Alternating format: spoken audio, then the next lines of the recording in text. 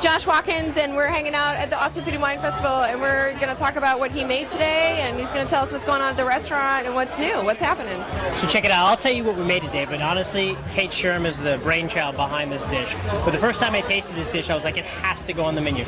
You know, this doesn't happen that often where I taste a dish and I say, I don't really want you to change anything. Like, it's pretty solid all the way through. Yeah. So what we served today was a beet and kale salad.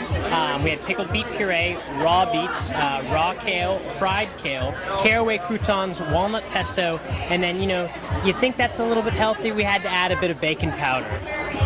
I think that's your secret ingredient, the bacon powder. Every now and then. What do you think, Kate? I mean, who doesn't love bacon? I mean, pig's great. Pig's great in all forms. So how are you into the restaurant? How are you related to the restaurant? I'm the sous chef of the hotel conference center operation, just kind of a little bit of everything. Then I always help out where needed. I love going to these events, doing things like this. It's just wonderful. So what can we expect next from you and your restaurant, and where are you headed? What are you doing? Well, that's a very broad question. So, you know, we've been actually playing with a lot of barbecue lately, to be honest. You know, we're dubbed, kind of cursed, as a fine dining special occasion restaurant, but the reality is we're nothing like that whatsoever. We actually strive every day to make new food out of new stuff. And we've been playing a lot with barbecue, and I think that, you know, barbecue has a lot of capabilities with regards to its potential. A lot of people haven't done, I don't want to say fine dining barbecue, but it's still going to be on a piece of paper, but it's modern barbecue. It's barbecue that's had modern cooking techniques applied to it. So, you know, there's a little bit of that to come. What's your biggest inspiration for like Austin and Austin food, and like where do you get your biggest inspiration from? So, you know, I mean, there's so many people in Austin that are doing great things right now. There's so many chefs. So, I mean, I can't even name all of them, but there's at least, you know, 5, 7 that are out there that are doing great things, whereas that wasn't the case 10 years ago. Right. So I'm really pumped to be able to practice the craft where it's actually competitive now, which, you know, I could be at the bottom of that. That's fine, because I want to push and excel myself and our team and all of that. Yeah. So, you know, where do I drive my creativity from? Produce. Yeah. You know, we actually work it backwards. We look at produce first and protein second. A lot of people will do it, you know, obviously the opposite. But, you know, for me, produce and farms are really where it starts. Now, you know, if you can take both of those and put them together, then all the better. But springtime's the best to be in Austin, to be quite honestly. Go check out the farmers markets in spring. I know, it's a good time.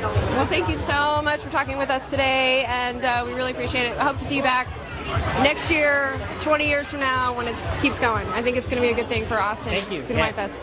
Happy to be here. Thanks for talking to you. Hey, we're hanging out with Katie.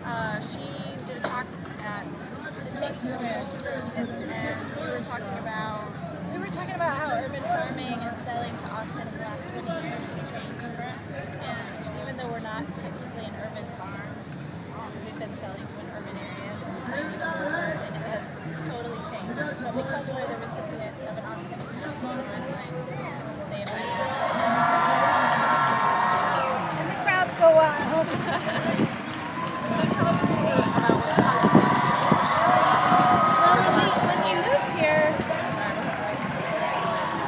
When we moved here in '93, we were completely planning on selling to restaurants, because we've been selling to restaurants since and Austin wasn't quite there yet. I think we did a great job choosing Austin as an area that would be good for organic agriculture, but the restaurant scene was not ready, and the only restaurant that was interested at the time was Jeffrey's. Now, every restaurant in town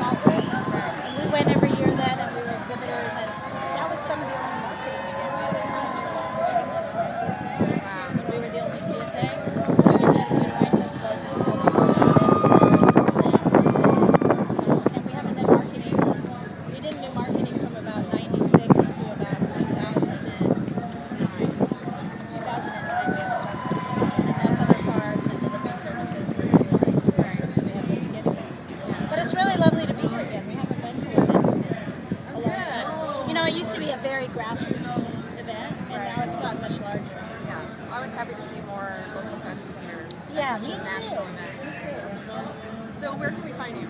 You can find us at the Downtown Farmers Market at Republic Square Park and at the Sunset Valley Market at the Tony Burger Center Saturdays from 9 to 1, as well as tecolotefarm.net, where we have subscriptions available for our weekly basket service. We deliver organic vegetables to your home for $33 a week. And it's a great value and incredible quality. Awesome produce. Thank you Thanks, so much. Elizabeth. Good to see you. You too.